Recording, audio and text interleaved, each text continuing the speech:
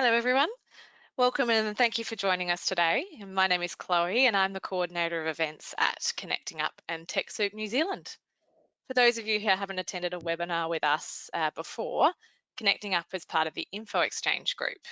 And Info Exchange is a not-for-profit social enterprise that has delivered technology for social justice for over 25 years. With over 100 staff across Australia and New Zealand, we tackle the biggest social challenges through the smart and creative use of technology. Now, I'd like to welcome you today to the NFP State of the Nation Part 1 webinar with Scott Lockie of Empower Your Mission. So before we begin today, I'll just give you a little bit of housekeeping on how to use GoToWebinar if you haven't before. All lines will be muted, so if you do have any technical issues, please type it into the questions box that you'll find in your webinar panel, and I'll be able to assist you. Now, if you have any questions during the session, please also type that into your questions box and Scott will answer those at the end of the webinar. Please note that your questions will not appear to the entire group as well. Now, if you're on a Wi-Fi connection today and have multiple programs open, this can sometimes affect the quality of your audio and video of the webinar. So if possible, please close all other programs to help you have the best experience. Now, please note this webinar is being recorded and a link to the recording and the slides from today will be sent to you as soon after the webinar. Before we start, I'd also like to remind you there will be a short survey today and we'd really appreciate you complete this and send through your feedback from today's session. So that's all from me. I'll disappear and I'll pass it on to Scott to get things started today. I hope you enjoy the session. Thank you so much, Chloe, and thank you also to Connecting Up for organising all this and hosting us today. It's absolutely brilliant to be here. I know we've got people joining us today from Australia and from New Zealand as well. Kia ora to our New Zealand friends over there. Absolutely brilliant to see you all in your pajamas today as well. It's absolutely wonderful that you've all decked out in some lovely Peter Alexanders. I am kidding, I cannot actually see you, you can see me, so you can wear what you want, you can eat what you want, you can do what you want. And I know today we've got a massive information to go through as well. I just want to thank everybody for giving up their time. I know obviously time is precious. I want to make sure that you get as much as you possibly can out of today's session. So we are going to run through really quickly through a lot of different topics, and obviously we've got the question and answers at the end as well, so we'll be able to have that opportunity to answer a lot of your questions I'm sure you'll have from today. So quite a high level today, just a little bit of an introduction. My name's Scott Lockie, I'm CEO of the Australian Charity Guide and also Empower Our Mission, which is the training arm of what we do. Apologies, I don't come with subtitles. So today you've actually got three choices. You can listen in Scottish, you can follow the PowerPoint really closely, or you can even, if you've got your smartphone handy, open Google Translate and switch to Scottish. I'm sure there's a tab there for that. And before anybody asks, I may look like them, I may even sound like them, but I'm definitely not one of the proclaimers, okay? So you will not be getting a rendition of 500 miles today, unless you misbehave, and then I'll treat you all to my dulcet tones. So, hopefully this clicker's going to work. Apologies there. And just what we're going to do is give you a snapshot of the current state of the not-for-profit sector, not just here in Australia, but also in New Zealand as well. We've got both audiences here today, which is terrific. So we're just going to have a look at just a top level about the environment we're currently working in. Obviously, we're all struggling with COVID at the moment as well. We're hopefully getting through the worst stages of that, and we're going to be re-emerging. And for charities, it's a really important time to make sure we've got everything organised so we can hit the ground running when the new normal actually eventuates, hopefully sooner rather than later. So I want to give you just a bit of a top line idea about what's happening in the sector here and in New Zealand, some of the challenges, we'll look at some of the risks, some of the opportunities as well. But in terms of the Australian charity sector, we've actually got 57,888 charities in Australia. Okay, that doesn't include all the small sporting groups. There's actually around 600,000 when we go right through it. So a lot of charities, and there's actually 50 new charities setting up every week in Australia. This was just prior to COVID, so there's a lot of charities out there. In terms of the income in the sector is about $146 billion. So there's a lot of money going around in our not-for-profit sector. Now, one thing that most people don't understand is that in the not-for-profit sector, donations and bequests account for less than 10% of that income. Okay, so it's, there's a lot of people, if you were to ask them out in the street where that money from charity comes from, a lot of them would say it's donations, it's bequests, it's fundraising. Couldn't be further from the truth. It's less than 10%. And in terms of the revenue that we're generating there, that's actually declining. So the money we're getting from corporates, from individual donors, and also from government is declining. So charities are being asked to be more innovative and better in terms of their fundraising activities. In terms of staff, there's 1.2 million staff in the sector as well. So it's actually the second highest employment sector in Australia. And 48% of charities have no paid staff. So they run purely on the goodwill of volunteers, of which there's 3.3 million volunteers in Australia. It's a massive army of people. And if you're not using volunteers, I'd strongly encourage your organisation to tap into the people that are out there at the moment who've got time on their hands, can be doing a lot of work for you remotely as well. 80% of charities actually engage volunteers. It's also one of the most competitive sectors in Australia. So it's worth about 8.3% of GDP. So it's a large contributor to the overall economy. So in terms of those numbers, we are in a saturated market. So there's issues for your organisation in terms of funding. You're all competing for funding. You're competing for individual donations. You're also competing for staff and volunteers, as well as corporate partners and grants. So there's a number of things that you're competing for if you're looking to thrive and survive. So in terms of the geographic spread across Australia, as I say, we've got about 58,000 charities. 80% of those organisations are on the eastern seaboard, which is obviously where most of the population is as well. So 35% are in New South Wales, 26% in Victoria, 16% in Queensland, and so on. So very much dominated by that eastern seaboard in terms of fundraising, where our charities are operating, and where the corporates are as well. In terms of the Australian charity sector, there's 6 different sizes of classification of organisations. And I want you to, we're just going to run a poll shortly just to get a feel for the audience today and what size of organisations you're working for. So in terms of the classifications, the 6, there's extra small is any organisation that's bringing in less than $50,000 per annum. Now that's not just fundraising dollars, that's overall revenue. So it could be membership fees, user pays, fundraising, everything combined. If you're a small organisation, you're between $50,000 and $250,000. If you're a medium, you're between 250 and $1 million. Large charities are between 1 and 10, extra large between 10 and 100, and the extra large charities are over $100 million. They're the biggies that are out there. And 83% of the Australian charities are actually small to medium. So most of the charities out there are not your Red Crosses, they're not your Salvation Armies, they're small, locally based organisations. And 37% actually bring in less than $50,000. So when we look at all those numbers, not all those organisations are actually fundraising. Around 40% have got what we call DGR status, meaning that they can actively go out and fundraise. So I want to just think just about your organisation, and we're going to set the poll up. Chloe's going to pop that up for us. What size is your charity in terms of annual revenue? Just pop that up now. Everyone can answer the poll, and we'll allow people about 20 seconds to answer. Thank you, Chloe. That's okay.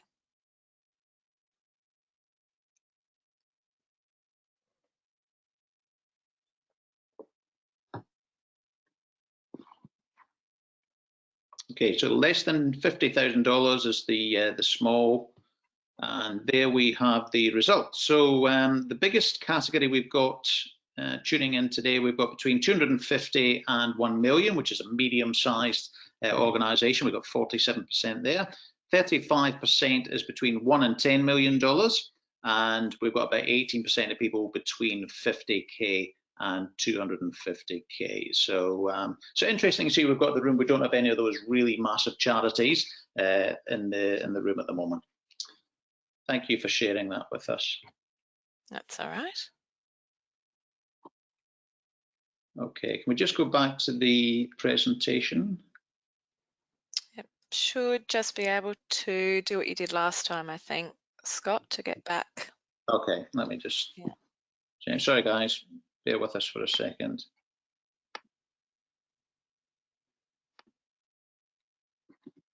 Perfect, that looks great. All good, thank you. Okay, so the largest 4% of reporting charities account for 80% of that income. So there's a lot of, the massive organisations out there that are raising so much money. And if you think about the bushfires that we had in Australia, from November right through till January, a lot of those organisations that made a lot of money through that was the Salvation Army, Wires, Red Cross. Those organisations made a lot of money. A lot of the other organisations brought in very little revenue from that. So that was a huge issue in terms of people had already given their money that would normally donate to 57,000 charities. A lot of it went to 5. So obviously that's a key issue for charities at the moment. And then we throw in COVID as well. So yeah, it's been a challenging year so far. So in terms of the top line numbers, Australia's got 142 what we call super charities. So they're the ones that I've mentioned there before. And the top sectors by income, education and research is massive in Australia. So think about the universities. They're actually our largest not-for-profits. They've got massive alumni teams and fundraising teams who you're all competing with as well. Health is about 25% and social services is about 9%. So they're the big hitters in terms of the categories within our sector that are the biggest, and there's around about 30 different categories within the not-for-profit sector. Now, the next point I want to make is in terms of the overall revenue that's coming into organisations across the sector. And it's really important that your organisation understands where you're getting your money from. So in terms of looking at the whole sector, we spoke before about $146 billion worth of revenue. 50% of that money, so around $70 billion, comes from money that charities generate themselves. So it could be from selling products, it could be from social enterprises, it could be from user pays models, things like the NDIS, it could be from things like membership fees. Okay, so about 50% of that whole pie comes from money that charities generate themselves. In terms of government funding, it's around about 40% comes from government, and less than 10% comes from donations and bequests. So I want you to really think about your organisation and where your funding comes from. I've seen organisations that have got 99% of their funding coming from fundraising. So all their eggs are in one basket, and you see some organisations who 99% of their funding comes from one gala dinner that they run throughout the year. And obviously with COVID, that's not happening. So a lot of the challenges I see with organisations out there is that diversification of income streams. It's so important that charities diversify their income streams and that they become innovative. And whether that be through social enterprises or user pays models or applying for government funding, there's a number of different ways to do that. And also in terms of the fundraising, diversify your fundraising streams as well. There's dozens of different ways that you can fundraise. Doesn't just need to be a gala dinner or an event, because those charities are really struggling at the moment. In terms of charity income, it's about $2.64 million. So that's the average charity income as well. So just think about your organisation and how you compare to those averages. Okay, so where did charities get their income? Rule of thumb is that for smaller organisations or smaller charities and not-for-profits rely more on donations and bequests, and for the larger organisations, most of their income comes from grants, mostly government grants as well. So again, think about your organisation. You can have a look at the pie charts there, have a look at the one that relates to your organisation. So if you look at the medium one, for example, on average across Australia, 28% of medium-sized charities get their money from donations and bequests, 24% comes from government grants, and around about 50% comes from money that they generate themselves. So real opportunity to step back and look at your organisation and where that money is coming from.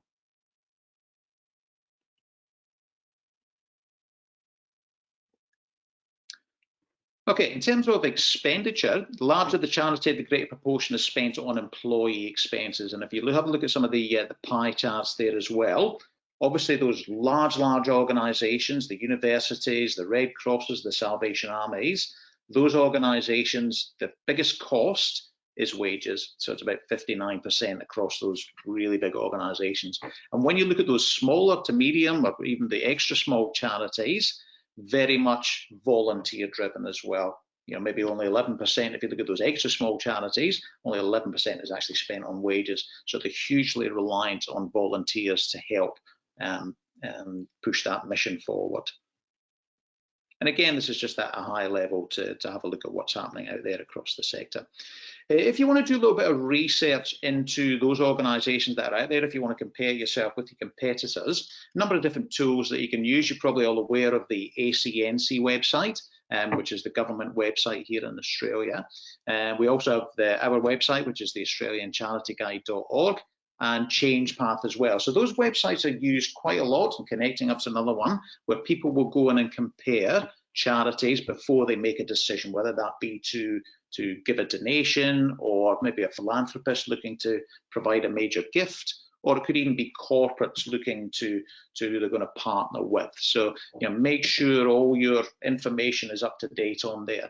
And if you have a look at those top 20 Australian charities or not-for-profits, you can quite clearly see the power of the universities. And again, they're competing against every organisation for staff, for funding, for grants, for volunteers as well. So the University of Melbourne is actually the biggest not-for-profit in Australia, and just over $2 billion is the money that they operate on. Not all that's coming from fundraising, most of it's coming from university fees. But these guys have obviously been hit really hard by COVID as well.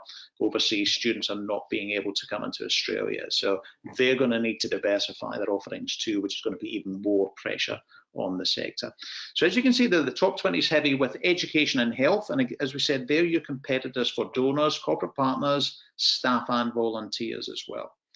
And also donors are now very savvy. You know, there's 57,000 charities out there. It's kind of hard for people to think, who am I going to actually donate to? I know I'm passionate about animal welfare. All right, I'll go to one of these websites. But there's a couple of things that that people look for. So what they look for now is transparency. They want to know, if they give you $100, what is that $100 going to get them? What impact is that going to have? They also want to know that you're financially sustainable, so they can quite easily have a look at the pie on the ACNC website and have a look at where your funding is coming from. Are you solely reliant on government funding? Are you solely reliant on fundraising? There needs to be a mix. It's really important. So diversification of your income streams is the next point there. So important to focus on that. Also innovation as well. The key differentiator that I see in the sector between those organisations who are doing well and those who are struggling is that innovation. And we'll talk a little bit about that shortly as well. Also, collaboration is becoming more and more important. If you look at what's going to happen, there's going to be a lot of charities struggling. A report I read recently was saying that 70% of charities are struggling at the moment, and overall revenue is down about 40%.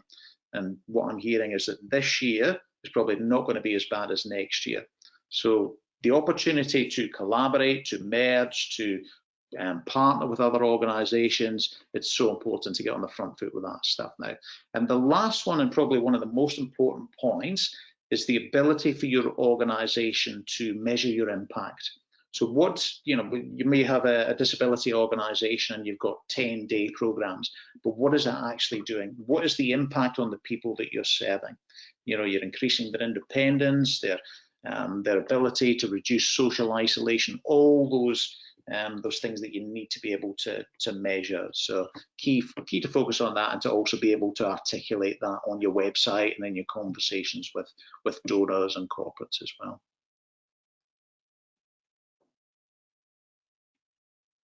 Okay, so we're going to look at, and sorry guys, we've missed a couple of slides there. Coda Capital, another great organisation, they've done a snapshot of Australia giving. So we're going to have a look at what's actually happening in the sector in terms of giving. Tax deductible giving is down, so it's decreasing, not just here in Australia, but globally. So people are actually giving less money to charities.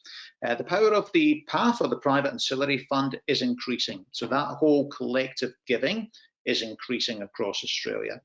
Workplace giving is struggling. There's very few organisations I talk to where where workplace giving is actually being a success. So maybe that's an area and an opportunity that we can improve on. Women are more generous than men. Men still give more, but women give more as a percentage of what they earn. So women are more generous is one of the key snapshots. Corporate giving is healthy. Again, the impact of COVID will be really interesting to see. Some corporates are really stepping up and making sure that they're partnering really well at the moment. Others, it's not on their radar. So again, corporate giving is going to be a really important factor. World Vision is Australia's top fundraiser, and they actually raised 3 times more than any other organisation out there. So if you're looking for an organisation to see the best ways of going about fundraising, don't look any further than World Vision. They've kind of nailed it for a number of years. Okay, so we're going to go just quickly go through New Zealand as well, and we think it's competitive in Australia. It's even more competitive in New Zealand. So New Zealand, we have 27,513 charities and not-for-profits. 1 for every 180 New Zealanders. It's completely saturated over there. And in New Zealand, you guys have the highest density of charities and not-for-profits of any country in the world. So there's nobody else that has more than what you guys have. In terms of the sector income, it's about $19 billion. So again, a large sector within the New Zealand economy. And assets across the sector are about $60 billion. And this is another issue for charities at the moment as well. In Australia, about 2/3 of the assets that are owned by charities are in property. In New Zealand, it's about 45%. But when we look at COVID and what's happening there, house prices are going to fall. That's not going to look great on the balance sheet as well. So there's huge issues in terms of less money coming into the sector, and assets are declining as well for those organisations who have got assets. In terms of donations in New Zealand, there's around about $4 billion, so it's around about 20% of that total income. So you guys are doing a better job of getting donations as a percentage of your pie than what we are in Australia. There's around about 130,000 people working full-time in the not-for-profit sector in New Zealand as well, so it's a big employer of staff. And 230,000 people volunteer every week. So in New Zealand, there's a real volunteer hub and a real core of volunteering being a very valuable asset to not-for-profits. And when I talk about volunteers, it's not people that can just rock up and help you run an event. Volunteering has changed enormously in the last couple of years in terms of being able to help with skilled volunteering, where somebody can be sitting on a train going to work and working on your social media campaign, or helping build your website, or helping build your database. There's a number of different things that you can do to tap into volunteers. Trust and confidence in the not-for-profit sector remains about 6 out of 10, which is actually not too bad in New Zealand when you compare it to other things as well. And there is a beautiful little infograph. New Zealand leading the way in terms of the number of charities per 1,000 people. Not far behind is the States, and then Australia and the UK are pretty much similar in terms of that ratio. So if you're looking to compare in Australia with other countries, the UK is actually a good one to compare against. Okay, so there's the New Zealand in terms of the different sectors. Education is massive in terms of the not-for-profit sector in New Zealand as well, about 34%. And if you look at the, and health is a big one as well. If you look at the top 4 not-for-profits in New Zealand, they're all universities. So University of Auckland, University of Otago, Massey Uni, and also Victoria University in Wellington. So again, education, a huge part of that pie. In terms of income generation, very similar to Australia in terms of about 50% of that income that's coming into New Zealand charities is coming from money that charities generate themselves. Around 20% is coming from cohort donations, and the rest coming from grants and other funding. So in Australia, we do a better job of getting corporate money than what you do in New Zealand. In New Zealand, you guys are better at getting individual donors than what we are in Australia. So maybe there's an opportunity to learn from each other there. In terms of the reporting tiers, the different expenses as well, in New Zealand, if you look at the bottom there, 57% of charities in New Zealand, it's under $125,000 is their costs for that year. So a lot of very small not-for-profit organisations in New Zealand. And in terms of the impact, I'm not sure how much impact you can have with such a small organisation run purely on volunteers. And again, that tier 3, about 37%. So 94% of New Zealand charities are operating on a budget of less than $2 million. So they don't, there's not a lot of those massive charities that we have. Okay, sorry guys, just apologies. It's a little bit slow as we go through here. So one real key question to ask yourselves in terms of your organisation is your organisation thriving or merely surviving? And when you look at the numbers of the last few years, income has grown, so it's grown by about 2%. 55% of charities have been growing their income, but 42% have been shrinking, and about 3% staying the same. So if you think about any other sector, whether it be hospitality, whether it be retail, if you've got 42% of your organizations that are shrinking, that's a huge alarm bell. And the key issue we have is that perfect storm that's happening. And this was before COVID, but that perfect storm of the pie getting smaller in terms of revenue, so giving and everything else is declining, but more and more charities coming into the sector as well. So we're seeing that perfect storm happening. So it's a huge issue, and throw on top of that the bushfires and COVID and all those other issues. Those organizations who don't have assets to fall back on are really struggling. So what we're going to do is just quickly run a poll, and it's just a real quick question. Is your organization thriving or merely surviving?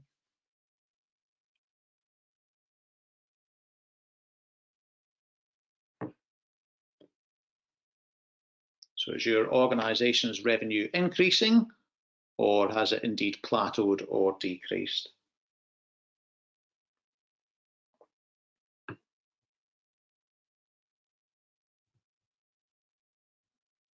Okay, and yeah, that's quite interesting. So 61% of the people that we've got on the webinar today, their organizations are merely surviving. So their revenues either plateaued or decreased, with about 39% thriving, which is great. It's great to hear that we've got 40%. So interesting stats. Thank you for sharing that, Chloe. So just bear with me for a second, guys, and we'll get back into the presentation.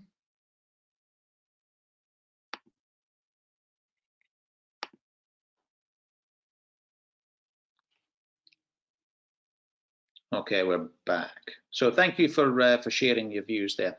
So in terms of thriving, we've said that about 40% of the organizations we have on board today are actually thriving, which is terrific.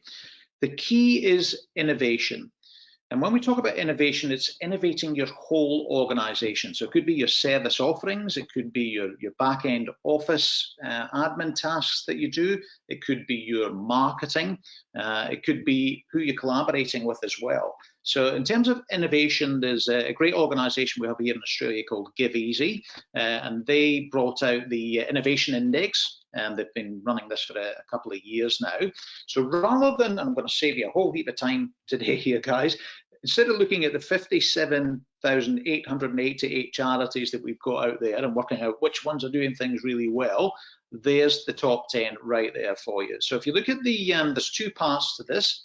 There's an index-based. So if you look at the screen on the left there, you've got Thank You and Burn Bright. They're number one in terms of innovation. Movember, Cerebral Palsy Alliance, those organisations have been index-based as being the most innovative organisations in Australia. So if you want to have a look at their websites, you can have a look at what marketing they're doing, what services they're providing, who they're collaborating with. Really good resources there. And again, if your organisation doesn't have time to do this sort of research, why don't you get some of your volunteers to sit and do this research for you? Get them to go through the ACNC, have a look at where these organisations are getting their funding from, have a look at the website, see who they're partnering with. Maybe they're getting grants that you didn't even know about.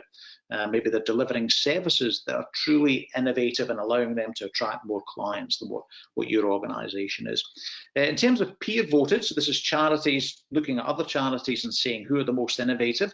thank you is number one. So thank you obviously started off with the bottled water, and now they've got hundreds of different products that they sell in the shops and online as well. Oz Harvest, Cancer Council, Orange Sky Laundry is another really good organisation to look at, based up in, or started up in Brisbane. They're now in New Zealand as well, and I also believe they're over in the States. So an organisation who's gone on leaps and bounds and really innovated their service offerings. So innovation drivers within an organisation, there are a number of things that your organisation can do to drive this through and basically change the culture within your organisation. So employee engagement, this is only going to work, you're only going to become an innovative organisation if all your employees are on board. So maybe you need to create an R&R programme, a rewards and recognition programme that encourages people to think and act innovatively. Develop innovation as a skill in your staff as well. Empower your staff to think, to share, to respond, to act on ideas and collaborate internally. So make sure there's, a lot of the issues we've seen with charities in the past is that silo-driven behaviour, where the marketing department don't talk to the fundraising department and don't talk to the accounts department. So make sure you've broken down those barriers within your organisation and you're collaborating internally. Also look to collaborate externally. So that could be with other not-for-profits, it could be with corporates, it could be with private organisations, it could be with your universities. Really important that you're looking at things from a different lens, because they will see your organisation totally differently than what you see your organisation. Build partnerships is another key innovative driver as well. So think about those organisations out there, your universities. We recently launched a programme with an organisation called Practera, and they give us 200 international students. We put them into teams of 5. We get projects from from the charities, and we match those people up and they work remotely on projects for not-for-profits. So there's so many opportunities out there for you guys to not have to do all the legwork and all the hard work and lean on those other organisations. So if any of you are interested in that programme, let me know. There's no charge for the programme at all. It's run by Practera and they deal with most of the main universities across Australia. It's a really good opportunity. One of the key differentiators I see between organisations who are thriving and surviving is embracing technology. So I could share some horror stories. I'll share one with you. I was running a seminar down in Melbourne, and there was a lady there who told me that their database of 10 years actually walked out the door with somebody when they left that organisation. And this was a big organisation, not a small organisation. So 10 years worth of data left that organisation because they had no CRM tool. They were basically using an Excel spreadsheet. So those things you can't afford to get wrong. So make sure you're embracing technology. Make sure you've got a good CRM tool. Make sure you're tapping into things like smartphone, wearable technology. You can now tap into voice donations as well, which we'll go through in next week's session as well. So there's so much technology out there that you can embrace. SMS giving, it's endless, but make sure you're striving to gear your organisation to be as innovative and as technology driven and enabled as you possibly can.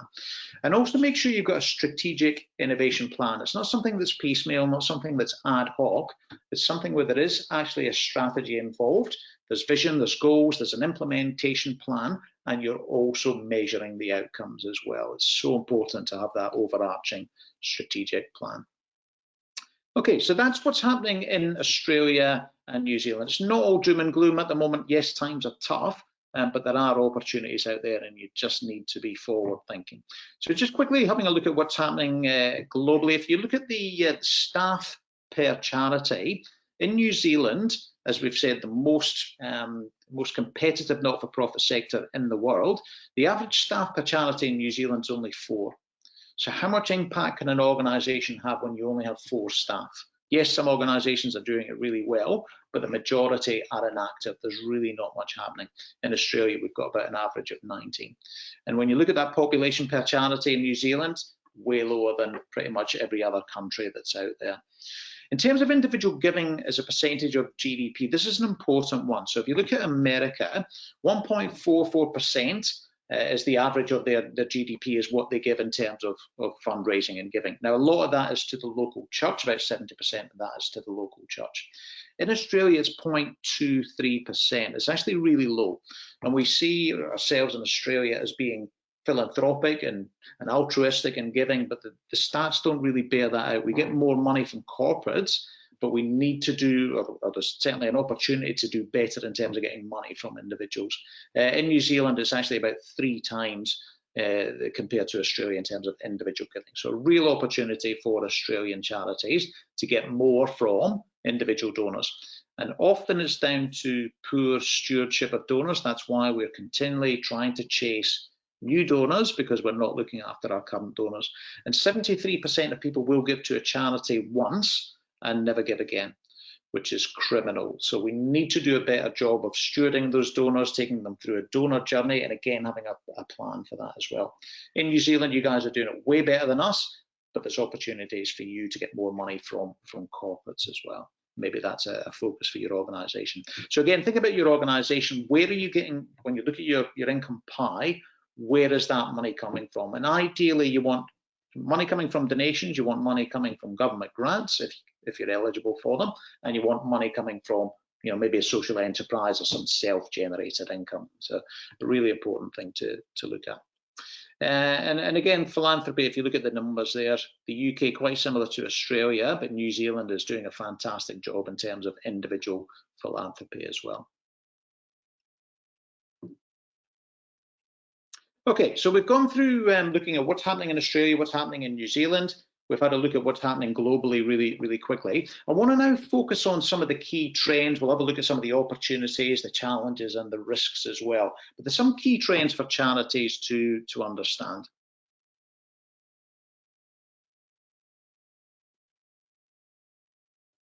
Sorry guys, there's a bit of a delay. It must be my internet connection.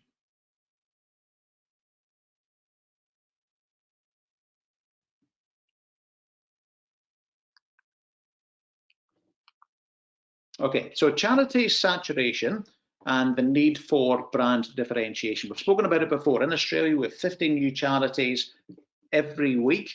Again, that's slowed down because of COVID. In New Zealand, it's about 13. So how do you make your cause stand out? If I'm a donor or a corporate looking to partner with a charity, I've got 57,000 options in Australia and 27,000 options in New Zealand. So how do I make my cause stand out? What can I offer that's innovative? Have I looked at my service offerings that's going to allow me to attract more clients or attract more donors? What am I doing that's cutting edge? Maybe look at your competitors, see what they're doing. So think about what's your unique selling proposition. What makes your organization different from all the other competitors that you've got out there? What's your point of difference? One of the other key trends we're seeing is that fluctuating level of public giving. And when we look at the last 6 months, particularly here in Australia, it's been really pronounced. So some years we'll see growth, other years we won't see any. We'll see a bit of a plateau. But before we had the bushfires and before we had COVID, one of the real challenges was that rise in the cost of living, especially in our main cities. Here in Sydney, the average house price was over $1 million, and I know it's really high in New Zealand as well. So with that rising cost of living, people have less disposable income. House prices, again, are going to fall. We're looking at that from COVID. People are going to start holding on to the money a little bit more as well. Wage growth was not keeping pace as well. So there's all those external factors that you really don't have much control over, but that's part of what you really need to look at in terms of diversifying your income streams. Now we've got COVID as well. It's going to be really interesting to see what happens up to the end of this year and then also next year as well. One of the other key trends that we're seeing is younger generations are actually giving less. They're happy to give their time, but they're not as happy to put their hands in their pockets. So they've got that Scottish disease like me, where they've got short arms and long pockets. So they are really sporadic in terms of when they give and how they give. And they're very specific about how they want to use technology to give as well. So if you're an organization that relies on events or relies on direct mail, you're probably not going to be able to tap into those Generation Zs, those millennials who are used to giving via mobile devices. So younger generations are giving less. Rise of sporadic opportunity donors as well. So the research that I've done, looking at here and overseas, Younger donors are now preferring to give to single causes rather than multiple causes. So somebody, for example, Generation X, which is my age group, I know I don't look that old. Generation X, it's about human rights. We used to love to give to human rights organisations. For Generation Z and Millennials, they're more passionate about things like the environment, gender equality, those sorts of causes. So again, if you're not in those sorts of causes, you're going to struggle to get money from younger donors. Generation X, 50% of people who used to give to a charity gave to at least 5. So again, different ways of giving depending on the different generations as well. That traditional, dependable, regular donor pool is shrinking as well. So charities, again, are not doing a great job of taking those one-off donors and turning them into monthly givers, and then turning them into major gifts, and then turning them into gifts and wills, and taking them right through that donor pyramid. So a lot of work to be done in terms of nurturing and stewarding those donors. We've also seen a massive rise in visual marketing. So if you think about all the social media platforms that you're now using, whether it be Twitter or Facebook or LinkedIn or TikTok, they're all visual marketing tools. So if you're not producing visual marketing content, whether it be videos or infographics or images, you're going to really struggle to tap into those avenues to attract donors or to attract corporate partners. So just think about the content that you're producing as an organization and try and think about making everything visual first, as well as on your website. Because a lot of charity websites I look at, they're very text driven and people don't read text anymore. So a real opportunity to tap into some visual communication tools. So rise in visual marketing, hugely important. Let's have a look at some of the key challenges facing charities as well, of which there is a number. One of the key issues we're seeing across Australia and New Zealand is that proactive board recruitment. So I deal with a lot of charities, I talk to charities every day, and often I will see boards that are male dominated, they're over 60 years of age, and they're all property developers. That could be a typical board. That organisation is not going to be innovative in terms of embracing technology. So make sure you're looking at the makeup of your board and trying to again get that diversification of skills, age, gender, interests as well to make your board as healthy as it possibly can, because those organisations are open to new technology, which is driving so much change. The days of running the old golf day as being your main fundraiser, those days are over. So you need to be tapping into different technology and different streams. Also engaging millennials and Generation X donors with the right strategy as well. There's still a place for direct mail, there's still a place for events, but don't make that your main source of income. Have a look at all the new ways that you can actually generate income now. Also building that culture of philanthropy as well throughout your whole organisation. It's no longer just the fundraising department's job to raise funds for your organisation. Everyone is now a fundraiser. So whether that be from the board, through to the C-level, through to your middle managers, through to your staff who are delivering services, it's so important that everybody in your organisation is embracing and being advocates and being that driver of culture of philanthropy within your organisation. Okay, so apologies, we've skipped a slide. There we go.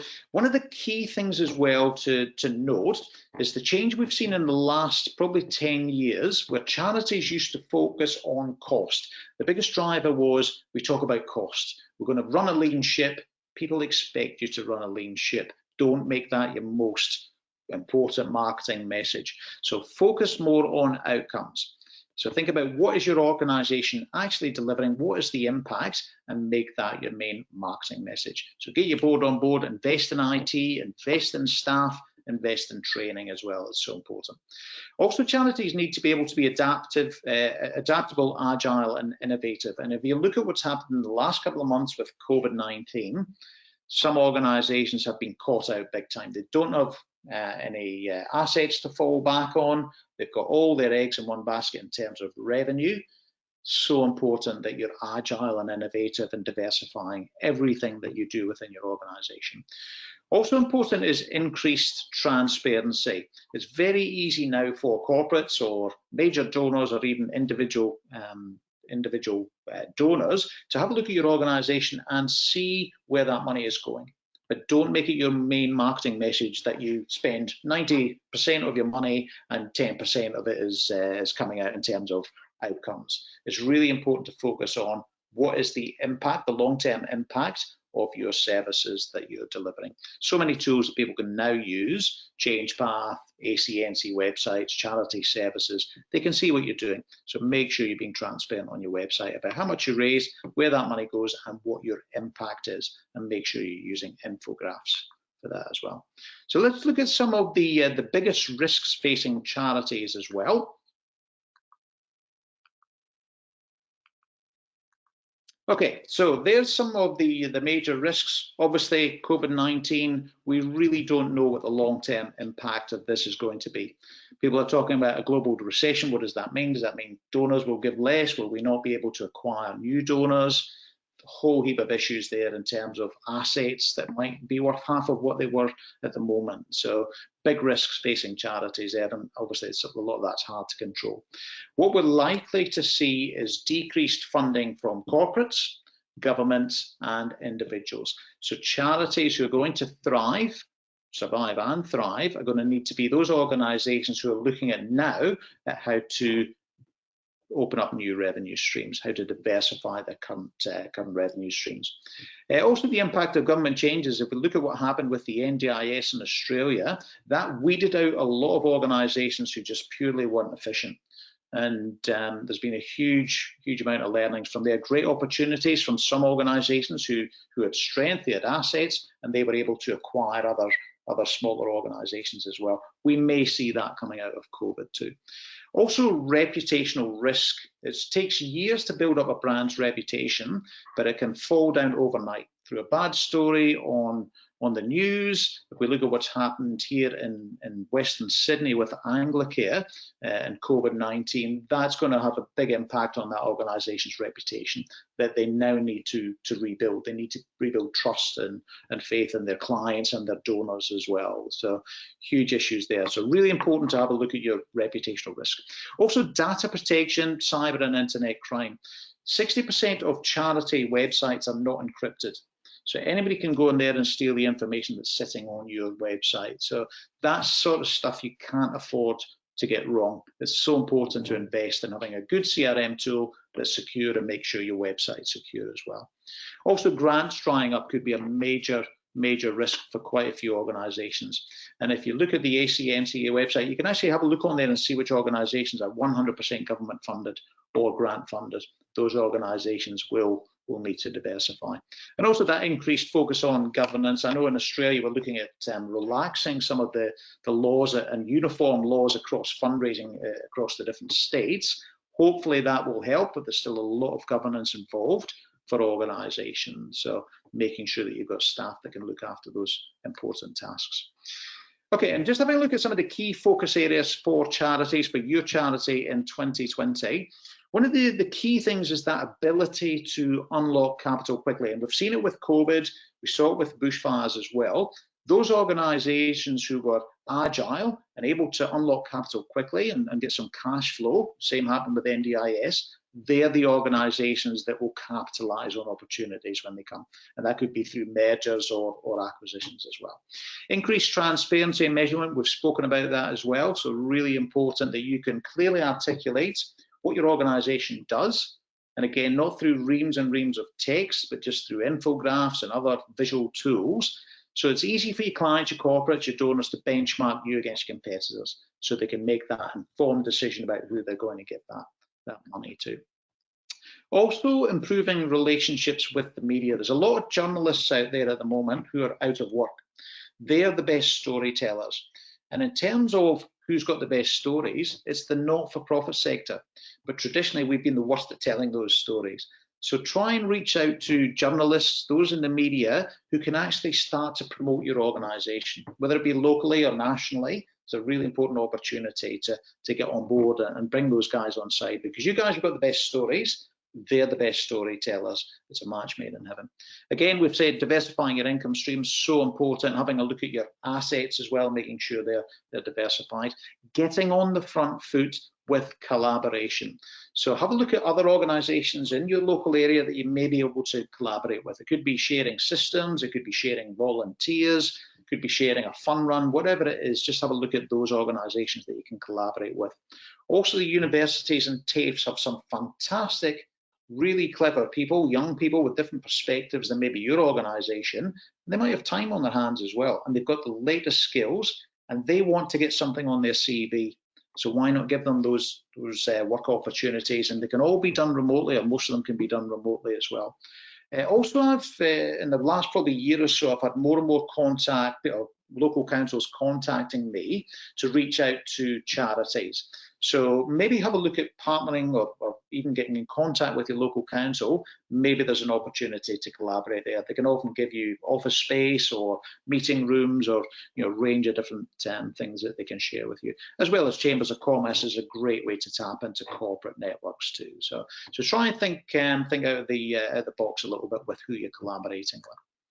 Also increasing your skills, your skilled volunteers. We spoke before about university students, college students, TAFE students. There's also other organisations out there, Volunteering Australia, same in New Zealand. They're fantastic organisations that can point you in the right direction. So just think about your organisation. Where are the gaps? Is it in terms of social media? Is it maybe marketing skills? Is it fundraising skills? And maybe you don't need to employ somebody full-time to do that. Maybe you can tap into online portals such as Volley or Community, where they'll actually match you with different volunteers that can do so much work for you. Also developing multi-tier levels of engagement. So gone are the days of just sending out a direct mail or an email to everybody. You need to have that system or that database that allows you to segment and personalize your message system, such as Blackboard. Also look at embracing new giving platforms. And remember, people give to people. They don't give to bricks and mortar. So people give to people. So just think about how to connect with those donors. Start phoning those donors. Instead of just emailing them, instead of just sending them direct mail, now is a great opportunity to actually phone and just say thank you and find out why they've taken that choice to support your organisation for the last 10 years. You'll learn so much from that. And yeah, it's a great opportunity to build that rapport and turn those one-off donors into regular donors, which is the holy grail of fundraising. Also, embracing technology is one of the key differentiators, as I say, between those organisations who are thriving and those who are surviving. And we'll talk a lot about this in the session next week, but things like mobile giving. If you look at direct mail, is roughly about $2 per piece by the time you print it, insert it, mail it, etc. You've got no idea who opens it. You just wait for that money to come back in. Mobile giving, you can actually do campaigns for around about 7 or 8 cents per message. And you can have automated conversations with your donors or prospective donors as well. So as well as trying to collect email addresses on your website, try to also collect mobile numbers as well. Gives you a great opportunity. 98% of mobile messages are opened, and most within 3 minutes. There's no other medium out there that gives you cut through such as mobile. Also things like donation tap points, you've probably seen them around where people just go and tap their credit card. I've actually seen charities now using them at funerals. So in lieu of if somebody's passed away from cancer, in lieu of giving money for flowers, they'll be set up at the back of the room. People will tap $20, $30. You can set them on whatever amount you want. And that's a great way to raise funds as well. So just think about those donation tap points. Great for events, and great for putting in corporate offices as well, where people every Friday tap them. A really good way of generating revenue. Smartphone wallets as well. A lot of people are now using Apple Pay on their phones. So you can watch a video on YouTube, 2-minute video talking about homelessness, and people are really passionate to give.